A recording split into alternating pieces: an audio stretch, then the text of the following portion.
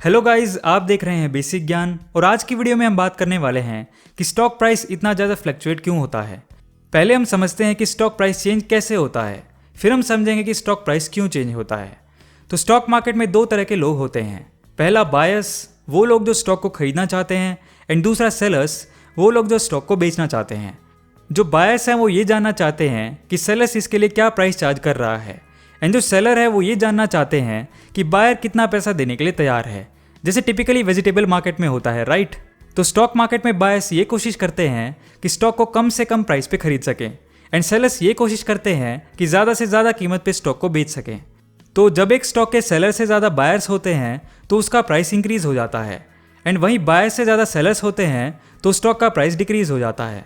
मतलब logic simple है, investors ज़्यादा स्टॉक खरीदते हैं तो उसकी डिमांड बढ़ती है और इसलिए उसका प्राइस भी बढ़ता है, एंड जब इन्वेस्टर्स ज़्यादा स्टॉक बेचते हैं तो उसकी सप्लाई बढ़ जाती है एंड प्राइस गिरने लगता है। तो ये तो हमने समझ लिया कि स्टॉक प्राइस फ्लक्चुएट कैसे होता है, लेकिन ऐसा क्यों होता है, यानी मेन रीज़न क्या है जो इन फ्लक्चुएशंस के लिए रिस्पॉन्सिबल होता है। दोस्तों, इस बारे में बात करने से पहले हम बात करते हैं एंजल ब्रोकिंग के बारे में, जो इंडिया का नंबर 1 फुल सर्विस ब्रोकर है पिछले 33 सालों से। और मैं एंजल ब्रोकिंग के बारे में इसलिए बोल रहा हूँ क्योंकि अगर आपको अभी घर बैठे फ्री में डीमैट अकाउंट ओपन कराना है सिर्फ कुछ मिनटों में, तो नीचे डिस्क्रिप्शन में दिए गए लिंक पे क्लिक करके आप अपना फ्री डीमैट अकाउंट ओपन करा सकते हैं। इन्होंने अपना एंजल आई ट्रेड प्राइम प्लान लॉन्च किया है, जिसमें इन्वेस्टमेंट एंड डिलीवरी पे 0 ब्रोकरेज चार्ज करते हैं, एंड अगर आप intraday, future and option, currency etcetera करते हैं तो इनकी ब्रोकरेज फीस होती है सिर्फ 20 रुपीज़।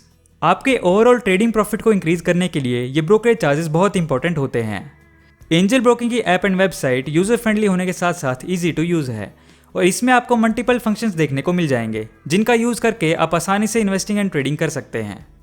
तो वीडियो कंटिन्यू करते हैं और समझते हैं कि स्टॉक फ्लक्चुएशंस के लिए कौन कौन से रीजंस रिस्पॉन्सिबल होते हैं। सबसे पहला है इन्वेस्टर सेंटिमेंट्स। एक कंपनी की स्टॉक परफॉर्मेंस इस बात पर डिपेंड करती है कि इन्वेस्टर्स कंपनी के बारे में क्या सोचते हैं।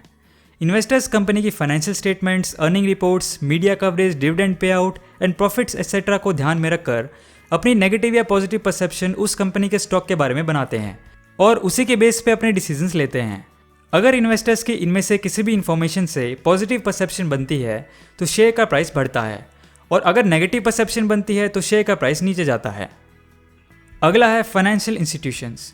जब फाइनेंशियल इंस्टीट्यूशन स्टॉक्स की बाइंग एंड सेलिंग करते हैं तो बहुत ही हाई क्वांटिटी में करते हैं। फाइनेंशियल इंस्टीट्यूशन जैसे mutual funds, life insurance corporation etcetera ये मार्केट के बिग प्लेयर्स हैं। जब ये स्टॉक्स को खरीदते हैं तो स्टॉक का प्राइस आसमान छूने लगता है, और जब ये स्टॉक्स को बेचना शुरू करते हैं तो स्टॉक का प्राइस गिरते हुए पत्तों की तरह बिखर जाता है।